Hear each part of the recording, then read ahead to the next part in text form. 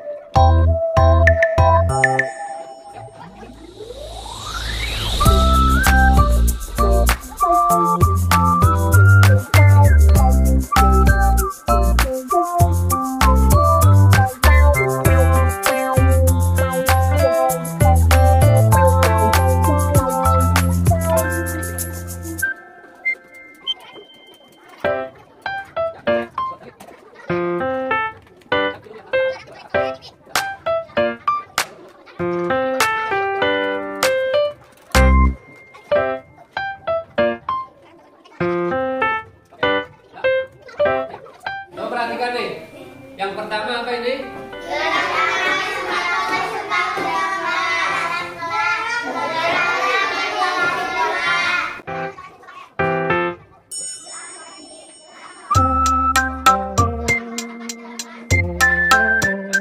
Itu hampir semuanya dimulai dari kata dilarang. Dilarang. Coba nih.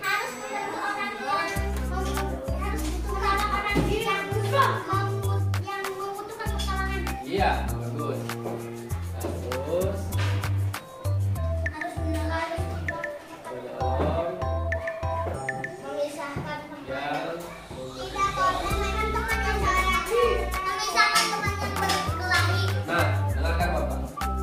Ayo kita rubah kalimat negatif menjadi positif. Dilarang itu kan negatif. Positif apa? Dilarang memakai sepatu terlarang. Jadi berarti harus dirubah jadi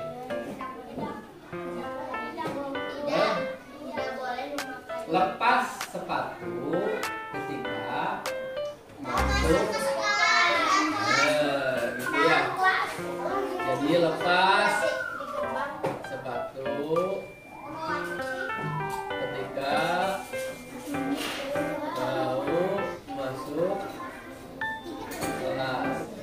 Yang ini kalau dirubah jadi positif apa? Harus berteman dengan saya teman. Harus Berteman dengan siapa saja.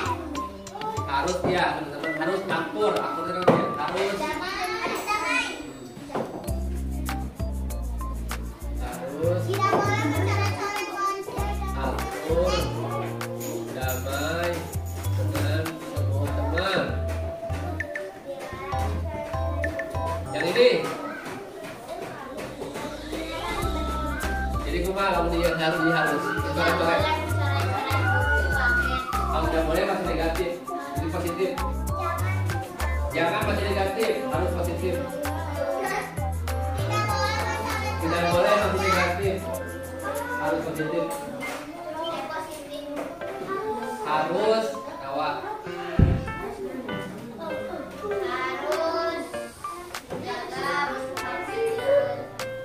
Ya, harus merawat buku paket dengan baik. Harus merawat. Nah, itu dia ya. Coba lihat ini kalimat nomor 4. Baca. Kira-kira bagus nggak itu? Kenapa tidak? Boros uang. Tapi kira-kira kalau tidak piket, kira-kira konsekuensinya harus apa? Piket kan kesepuluh di payung, tidak piket harus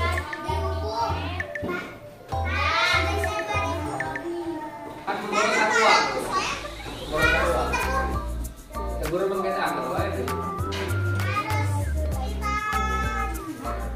Kan memboros satu uang. Bagaimana kalau gini? Kalau yang tidak tiket, dia harus tiket di hari berikutnya, tapi 2 kali. Bisa berarti ya hari ini kita bagian tiket Jawanya, bagian Jawa misal. Terus Jawa dan tiket sulit di payung. Nah, maka Jawa itu harus mengganti tiketnya 2 kali lipat di hari Selasa dan Rabu. Gimana kalau gitu? Jadi nggak perlu boros uang, tapi harus tiket 2 kali. Yogian harus rumah ada, dok terserah. Ada kapal Yogian rumah harus tiket. Kan nggak boleh boros uang. Harus ganti tiket sehari atau 2 hari.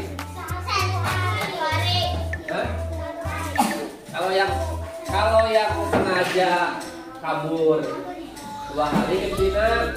Kalau yang izin karena yang keperluan 1 hari. Berarti dapat jawab.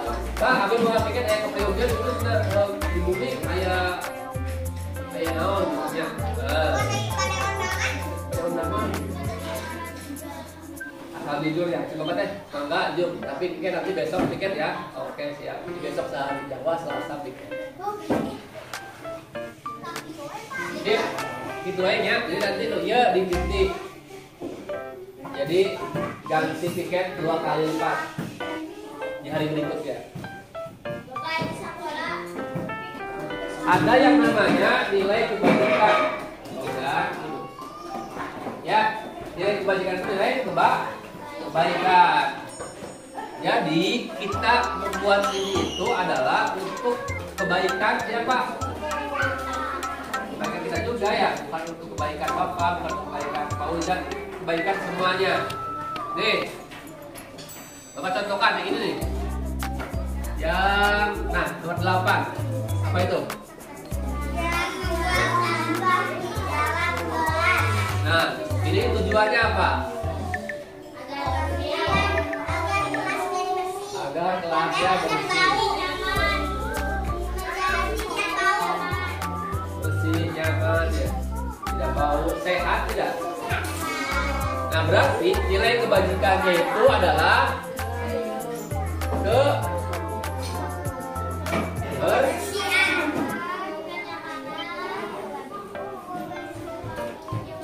kesehatan juga ya.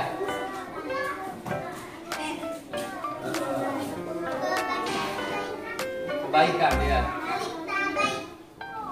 Baik. Baik. Tapi tulisnya kebajikan, bukan kebaikan. Nilai kebajikan. Nih, kalau yang ini, kalau yang, nah, nomor 7 nama enggak?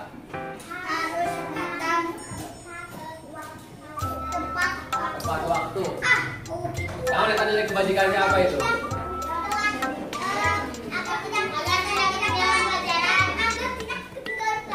Agar tidak pelajaran. Nilai kebajikannya apa? Itu mah tujuannya. Naik bagiannya berarti ke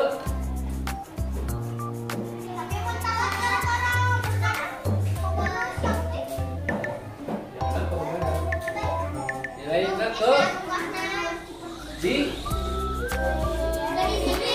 nah itu dia.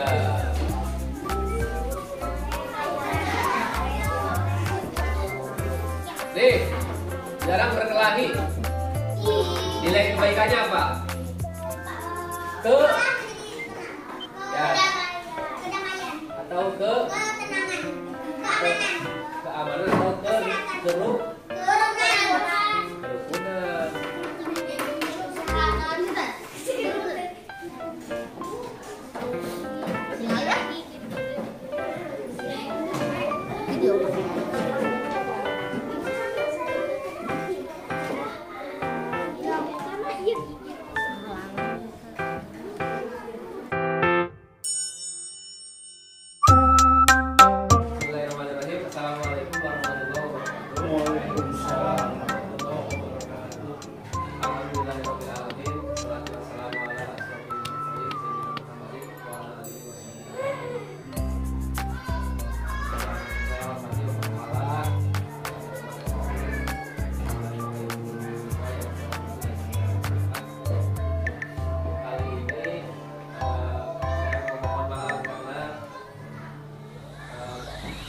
Aktivitas Bapak Ibu semua,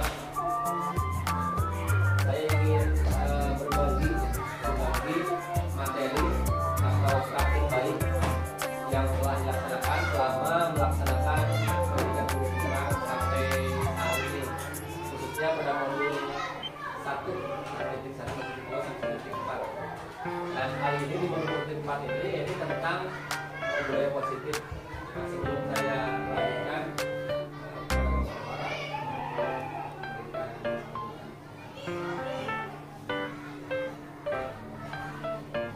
Bismillahirrahmanirrahim. Assalamualaikum warahmatullahi wabarakatuh. Waalaikumsalam. Alhamdulillah wa syukurillah, salatu wassalamu ala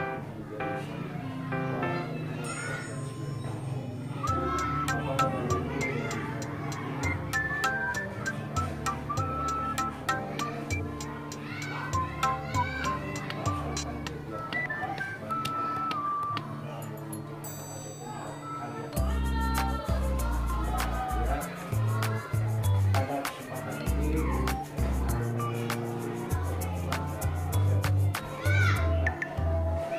alhamdulillah pada pelaksanaan sebelumnya dalam ramai saya selalu di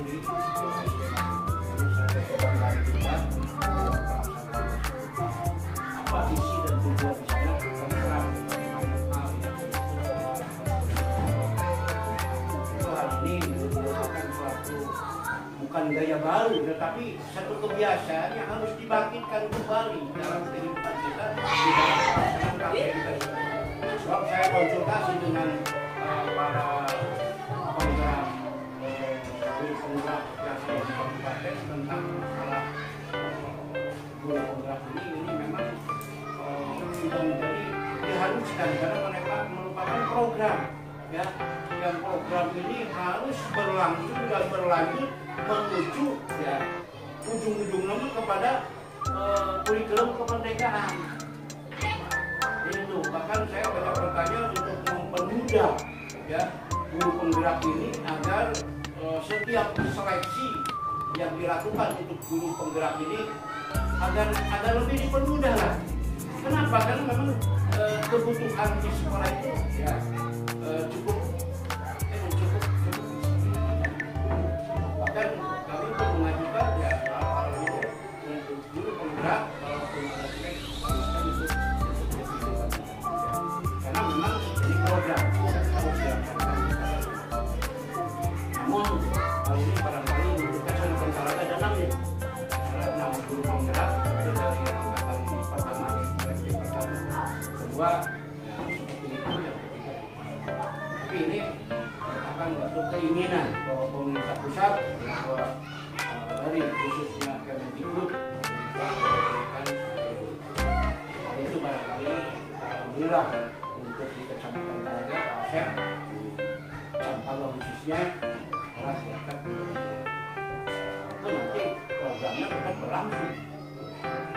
Jadi dengan adanya roka kayak seperti ini dan mulai penguraian isi materi yang ada di guru penggerak sampai kepada pelaksanaan penilaian.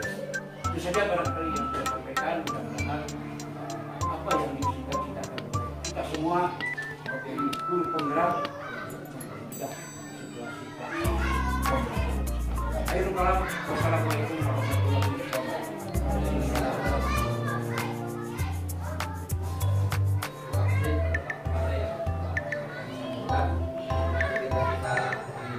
Memang perjalanan untuk perubahan itu tidak bisa dilakukan sendiri, jadi harus berkolaborasi bersama kita para fasilitator juga, bahwa kita tidak bisa menjadi seorang superman, bisa juga menjadi seorang super team. Jadi kita harus punya tim yang bagus supaya bisa melaksanakan perubahan-perubahan yang positif khususnya di sekolah kita, di lingkungan kita sendiri.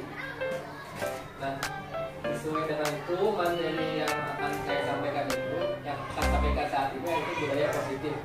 Budaya positif itu adalah segala sesuatu yang menjadi nilai, yang menjadi kebiasaan positif atau nilai-nilai yang dilaksanakan di sekolah dengan sebagai upaya untuk memperbaiki kualitas pendidikan di sekolah.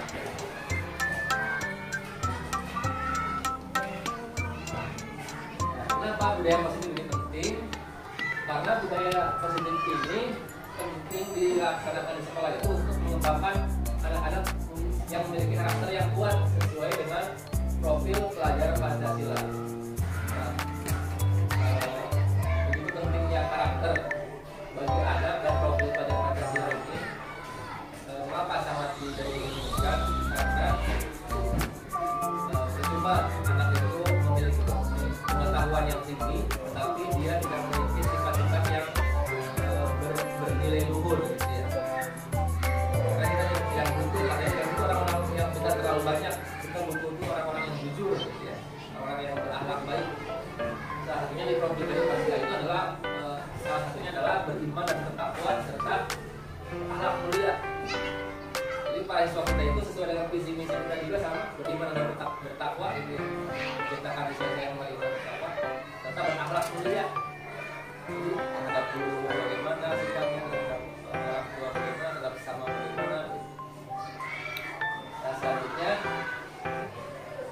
ada disiplin positif dan nilai-nilai kebajikan universal. Nah, ini terkait dengan yang pertama, teori kontrol. Teori kontrol itu dulu kita menganggap bahwa kita itu bisa mengontrol siswa, bisa mengontrol karena siswa itu masih kecil, kita bisa mengarahkan mengontrolnya. Ternyata tidak, kita salah. Ilusi bahwa kita bisa mengontrol orang lain, tidak bisa. Terus bagaimana? Nah, kita itu hanya bisa saling mempengaruhi antara lingkungan yang lainnya. Kita juga karena kita kan belajar dari siswa dari kita. Mereka itu semua orang itu tidak akan enak ketika dikontrol. Tidak boleh begini, tidak boleh begitu. Itu tidak akan efektif. Gitu.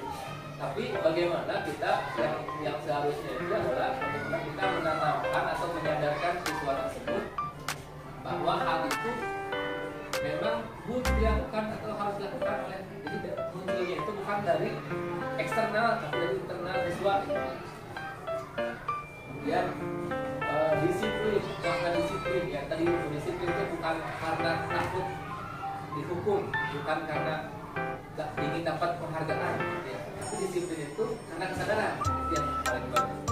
Jadi disiplin itu bukan karena kayak apa training bagus, ujian bagus, bukan karena takut dihukum, tapi karena kesadaran.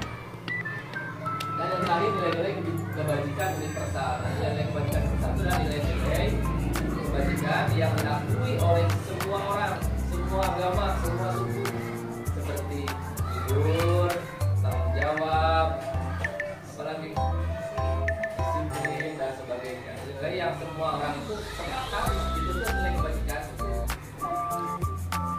Selanjutnya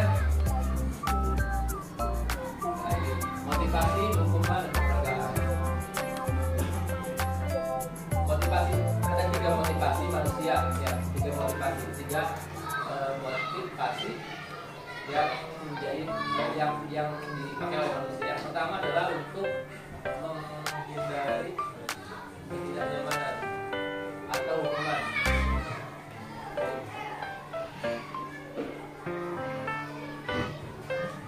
Yang kedua untuk mendapatkan imbalan tadi. Yang ketiga adalah menjadi orang yang mereka inginkan dan mengakui dengan nilai yang mereka percaya.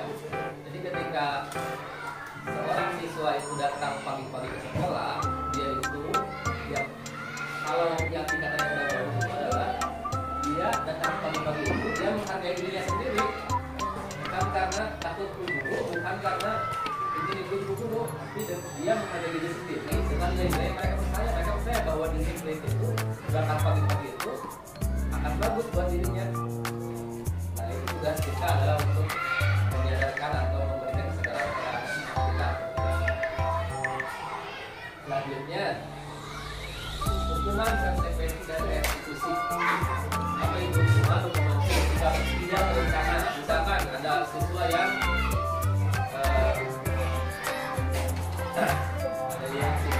berkelahi, ketika kita mendapatinya langsung kita secara tiba-tiba spontan memarahi anak tersebut, menyuruh push up dan sebagainya, itu hukuman. Kan tidak terencana. Jika sebelumnya tidak pernah direncanakan bahwa yang berkelahi itu akan disuruh push up dan sebagainya. Kemudian yang kedua, murid tidak dilibatkan. Jadi murid mah orang kalau push up, nah itu hukuman. Yang ketiga, murid disakiti oleh perbuatan atau kata-kata, sarekan, di kata-kata kasar atau di ciwit dan sebagainya, itu hukuman. Yang kedua adalah konsekuensi. Nah, konsekuensinya bedanya dengan hukuman adalah ini sudah terencana sebelumnya, sudah disepakati dengan siswa, disepakati di kelas. Kalau kita ada yang berkelahi, maka harus bagaimana nih? Sepakati lah semuanya. Itu konsekuensi. Jadi ketika nanti ada kejadian itu, semuanya sudah tahu konsekuensinya apa. Terus boleh dilibatkan. Itu tadi karena kita disuruh juga siswa itu dilibatkan muridnya, tidak sepihak. Yang ketiga, murid dibuat tidak nyaman, tidak mau restitusi. Tentang restitusi adalah proses menciptakan kondisi bagi murid untuk memperbaiki kesalahan mereka sehingga mereka bisa kembali pada kelompok mereka dengan karakter yang lebih kuat. Nah, restitusi itu lebih ke pemecahan masalah yang win-win solution. Jadi ketika siswa itu misalkan datang terlambat, maka bagaimana supaya dia tidak datang terlambat lagi, kemudian diberikan konsekuensinya. Misalkan gini, jadi harus sesuai dengan pelanggarannya. Misalkan dia datang terlambat, nanti konsekuensinya itu setelah yang lain istirahat, dia mah tetap belajar mengganti keterlambatan tadi. Jadi bukan ke hal lain. Misalkan kalau kalian terlambat, kamu bayar 2.000, penyambung penyambung kalau itu untuk uang penyambung karena dia terlambat pelanggarannya, tapi konsekuensinya jadi bayar 2.000. Jadi harus yang masuk pembelajaran bisnis harus ada yang terlambat pada olahraga misalkan Pak, olahraga terlambat. Jadi konsekuensinya lari 2 keliling di lapangan bisa sebagai pemanasan, menyambung karena pemanasan. Tapi kalau kita terlambatan pelajaran kita tema kurang disuruh lari 2 keliling harus menyambung kita tidak bisa sendiri. Terus selanjutnya, saat kita berulang kali menjanjikan hadiah kepada anak-anak agar berperilaku bertanggung jawab, atau kepada seorang musik agar menjadi sesuatu yang baru, atau kepada seorang karyawan agar melakukan pekerjaan berkualitas, kita sedang berasumsi bahwa mereka tidak dapat melakukannya atau mereka tidak akan berusaha melakukannya. So, anak-anak kalau kalian itu tiketnya rajin, bapak kasih hadiah. Berarti kita sedang tidak percaya pada siswa, tidak percaya bahwa dia itu akan tiket tanpa diberi hadiah. Jadi sebetulnya pemberian reward and punishment itu tidak baik sebetulnya. Kan dulu mah kita suka ya, di PTK-PTK juga diberi punishment gitu kan. Padahal sebetulnya secara teori tidak baik. baik itu penghargaan ataupun hukuman. Kita tidak bisa seperti pas di akhir pelajarannya yang bisa untuk banyak atau mengalihkan perhatiannya pulang gitu. Itu bisa jadi Bisa jadi sekali-kali sih nggak apa-apa, tapi kalau terlalu ini nantinya risiko itu akan ketergantungan. Jadi penghargaan saja. waktu ya. Nah, terus juga penghargaan itu juga adalah hukuman bagi orang yang tidak menerima penghargaan. Makanya ranking itu sekarang dihindari. Kenapa? Karena ketika kita membuat ranking 1 kepada si A, nanti yang ranking terakhir itu akan merasa terhina, akan merasa rendah diri ya. Gitu. Makanya mulai kurikulum 2013 tidak ada ranking-ranking gitu. Tapi tetap ya, Iya, kalau ranking didasarkan dari hasil itu tersebut, tetapi tidak yakin kan bahwa nilai itu bisa seperti itu. Gitu. Tapi sudah jadi kepastian bahwa nilai yang tertinggi pasti ranking 1. Iya, kita dan orang tuanya masih belum ini buka masalah itu. Ini keyakinan kelas. Nah, saya juga belajar ini dari Ibu Haji sebetulnya, Pak. Nah, waktu itu saya waktu di kelas 3 sudah ada lihat apa kesepakatan kelas gitu ya. Dan ternyata saya tuh kita membuatkan di kelasnya. Ternyata di guru penggerak itu ada apa tadi ini? Keyakinan kelas. Nah, seperti begini nih. Kenapa harus keyakinan kelas, bukan peraturan kelas? Ibaratnya begini, kenapa kita memakai helm? Apa kira-kira Pak? Untuk keselamatannya. Ya. Bukan untuk tidak ditilang, tapi untuk keselamatan. Sudah mengarah ke tilang lain gitu. Nah, bedakan motivasinya ada si tilang, kayak itu karena untuk keselamatan. Oke helm. Nah, yang baik itu adalah keyakinan. Jadi setelah yakin dia memakai helm itu untuk dirinya sendiri. Kenapa kita mandi setiap hari? Supaya sehat, supaya bersih. Nah, keyakinan itu bukan peraturan. Peraturan itu akan lebih kuat jika di belakangnya ada menteri yang diyakini. Makanya jika itu kemarin saya sudah mempraktekkan yang membuat awalnya buat peraturan kelas. Kita semua siswa kan membuat peraturan. Terus ditanyakan kenapa kita misalkan di peraturannya itu tidak boleh datang terlambat. Mengapa tidak boleh datang terlambat? Setelah itu, karena kita akan tinggal belajar apa? Jadi, nilainya apa? Ya di disiplin ya. Setelah siswa itu memahami keyakinannya, secara keyakinannya bahwa tidak boleh terlambat itu bukan hanya peraturan saja, karena dia tidak ingin terlambat belajar, tidak ingin pelajaran, maka itu akan lebih kuat peraturan itu. Misalnya buang sampah dan tempatnya itu peraturannya. Ya tidak ada kebersihan, kesehatan. Selanjutnya ada 5 kebutuhan dasar manusia. Ini semuanya juga membutuhkan baik orang dewasa ataupun anak-anak kita. Yang pertama adalah survival atau bertahan hidup. Setiap manusia itu pasti membutuhkan kebutuhan ini bertahan hidup. Yang kedua adalah kasih sayang dan rasa terima. Yang ketiga kebebasan. Yang keempat kesenangan. Yang kelima adalah penguasaan. Nah biasanya ketika ada perilaku yang menyimpang di siswa itu akan tadi bermasalah atau ada salah satunya yang tidak terpenuhi. Makanya kita bertugas untuk menggalinya gitu. Kenapa sih A ini begini? Kan pernah di kelas selalu kadang ada yang mudah nangis, kadang ada yang ngantuk terus, kadang ada yang jahil terus, pasti ada salah satunya yang tidak terpenuhi. Mungkin di rumahnya atau di sekolah dan sebagainya. Selanjutnya, ini 5 posisi kontrol guru. Nah, seperti kita ngerti kemarin sekolah waktu ini ada kasus. Iya. Ada kasus. Ini ada 5 posisi kontrol guru. Yang pertama penghukum. Penghukum ini lebih ke memberikan hukuman-hukuman kepada siswa, ya, kepada siswa atau kepada siswa atau guru ini. Yang kedua adalah membuat merasa bersalah. Yang ini tidak memberikan hukuman, tapi kita memposisikan siswa itu jadi merasa bersalah dia. Jadi memberikan kata-kata yang membuat siswa itu merasa dia bersalah. Yang ketiga ketiga teman.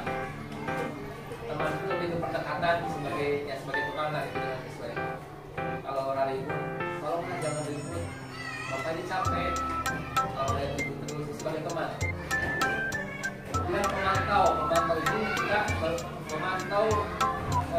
memantau perilaku siswa. Kemudian jika ada yang melanggar, ya kita sampaikan masalahnya. Itu memantau. Yang terakhir adalah manajer. Ini adalah posisi kontrol yang paling baik katanya manajer ini. Karena di manajer itu kita mengatur apa pelanggarannya, kemudian apa solusinya, kemudian bagaimana si pelanggar dan yang diberikan itu bisa sama-sama mendapatkan solusinya. Contohnya itu yang manajer itu contohnya itu misalkan ada siswa yang berkelahi di lapangan itu berkelahi saling ternyata ada siswa lainnya yang dijemput begini terus kakinya lepaskan terus ada guru yang datang ke sana kenapa kamu berkelahi panggillah kantor gitu ya itu kan yang kancing lepas kan di logika karena kancingnya lepas logikanya kamu bagaimana ini kancingnya lepas iya pak saya kalau ke rumah kancingnya lepas itu saya kan bapak gitu terus kamu itu kenapa berkelahi tadi pak dicek udah bagaimana jadi ini kancingnya lepas harus dibetulkan lagi kan ya gitu. Tapi pak saya nggak bisa menjahit pak udah nanti dipandu oleh guru cara menjahitnya di patahan cara menjahit pak menjahit kan di pelaku dan terus ini yang siap itu tidak diberikan kali lain hari diberikan lagi yang satunya juga berikan adalah posisi sebagai manajer. Jadi kita diharapkan menjadi kontrol sebagai manajer dipisahkan tidak menjadi pengurus. Nah, ini restitusi itu ada tahapannya ada segitiganya. Pertama, ketika kita melakukan restitusi itu, yang pertama memvalidasi tindakan yang salah. Dengan cara, contohnya, setiap orang itu kan punya alasan melakukan sesuatu itu. Misalkan dia nonjok pasti punya alasan. Alasannya naon? Itu memvalidasi dulu tindakan yang salahnya. Apakah ada cara yang lebih efektif untuk mendapatkan apa yang kamu butuhkan? Kamu nonjok bisa tuh. Ini alasan. Terus menanyakan keyakinan. Kita kan sama-sama yakin bahwa atau apa keyakinan yang kamu yakini tentang ini bahwa kita harus rukun dia rukun. Terus menstabilkan identitas. Nah ini jadi jangan sampai kan ya Pak kita itu membuat mental itu turun. Nah jangan saya ini setiap orang itu pernah pasti berbuat salah atau pernah. Nah, yang baik adalah yang bisa jadi langsung masalah stabilkan identitas. Nah mungkin itu serta ibu semuanya kepala yang dapat saya sampaikan. Selanjutnya barangkali ada yang saya jawab silakan. Terkait ini posisi kan selama ini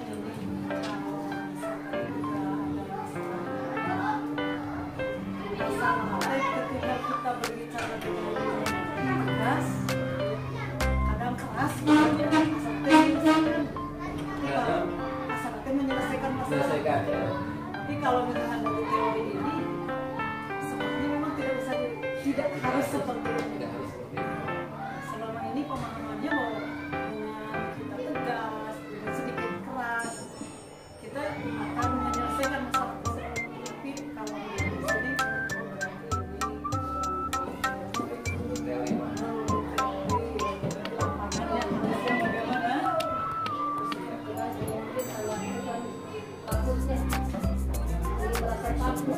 jadi mungkin zaman lama kan kita bekerja kadang-kadang di rumahnya tapi dengan gitu benar ya jadi nama sedikit-sedikit pasti bakal lihatnya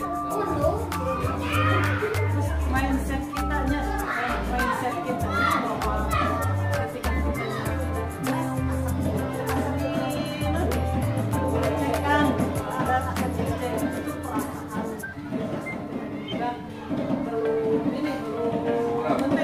dengan ilmu yang sekarang sedang daripada transisi kita ilmu lama dengan ilmu baru. Merdeka Nata kan ibunya Nah, merdeka belajar. jadi kudu menghargai tolerannya toleran sama bukan.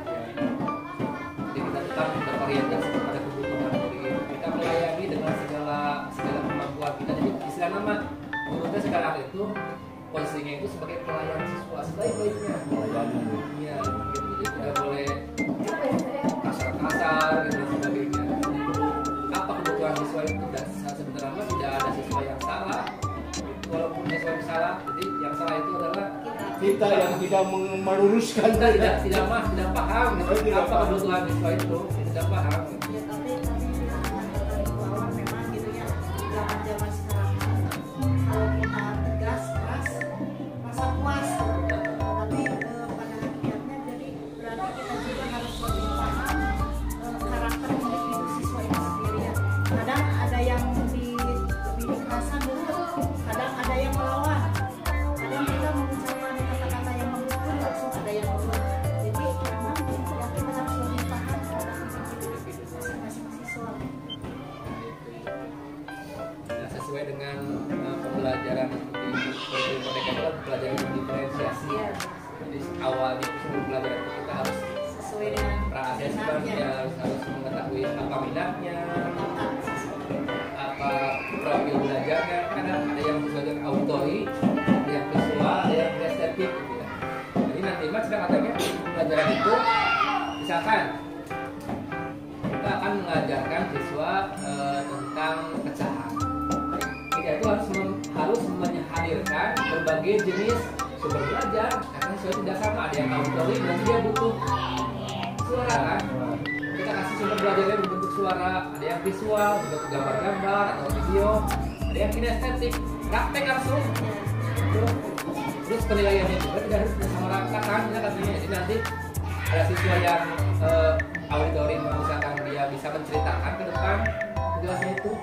Kalau yang visual mah bisa gambar, kalau kinestetik mah bisa praktekkan gitu dengan hal-hal yang nyata. Jadi itu diferensiasi katanya sekarang. Jadi tugas kita sebetulnya mah lebih berat gitu. Kita harus menghadirkan banyak option dalam pembelajaran itu tidak hanya satu. Karena sekarang kita katakan dari semuanya penilaiannya gitu sebenarnya sumber belajarnya gitu sebenarnya. Nanti gitu katanya seperti itu. Saya yakin nanti dalam praktek yang hasil itu akan tergambar setelah kita masuk ke wawasan di kurikulum itu sendiri gitu kan. Tidak bisa kita bayangkan bagaimana mengurus anak untuk mengontrol anak segala macam. Saya yakin itu agak kalau bayangan sekarang masih kabur ya. Harus juga kita di situ dipraktekkan, termasuk juga kita masuk ke dalam ya sistem itu sendiri. Itu kalau dulu. Kalau dulu ingatlah bahwa hukuman bagi anak itu luar biasa. Ya ayah pemukul tidak lagi habak kan itu. Karena Mama yang meninggal. Iya. Ayah sapu habak gitu kan. Nah, itu memang hukuman, tapi hukuman dulu ya tidak terarah kepada kepribadian atau karakter anak itu. Saya yakin kalau sekarang lebih cenderung ditata kepada karakter kepribadian anak. Kalau tempeleng artinya anak sampai ke nangis atau sampai ke BPJS ke orang tua segala macam, itu kan risiko. Ya. Padahal itu harus diselesaikan oleh kita sendiri. Gitu. Itu barangkali gambarannya seperti itu. Tapi mungkin di setiap pembelajaran yang dulu-dulu sebenarnya kita tuh sudah melaksanakan tapi tidak tahu Apa namanya? Iya. Merdeka belajar gitu. Padahal sudah gitu ya. Tidak. Jadi Ada yang kira kelas, ada yang merdeka di itu. bawah, ada yang ini besok gitu ya. Kan sesuai minat lah ya. Ya, malah di kelas 3 sudah dicoba kemarin di tema 1 berarti ini merdeka belajar. Kami tanya siapa yang suka matematika, langsung rombokan sama ini. Padahal dari sebuah pelajaran tentang perkembangbiakan yang buku-buku ada yang suka menggambar, ada yang punya menghitung apanya gitu ya dari segi pelajaran SPDP-nya gitu. Terus dari literasinya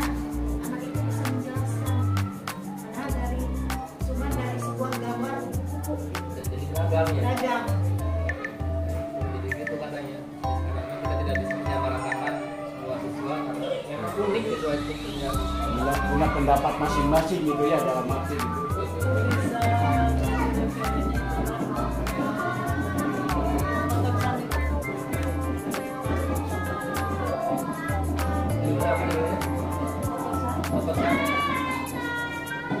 insya Allah itu akan menjadi referensi dan juga naskah pelangi kalau untuk pekerjaan benar itu.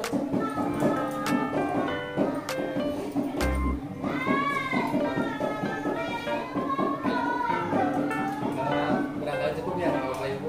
Ini ya cukup jelas dan cukup saya yakin Bapak Ibu semua lebih memahami tentang ini di lapangan dan saya mah hanya mempelajari teorinya saja, praktek memang ada masih belum Pak, masih berat sekali. Mudah-mudahan nanti tersangkut semua. Mudah-mudahan nanti ke depannya kita bisa sedikit-sedikit lah mempraktekkan apa-apa yang telah kita ketahui dengan hal-hal yang baru itu. Terima kasih, mungkin dari saya mohon maaf atas kekurangannya. Assalamualaikum warahmatullahi wabarakatuh. Waalaikumsalam.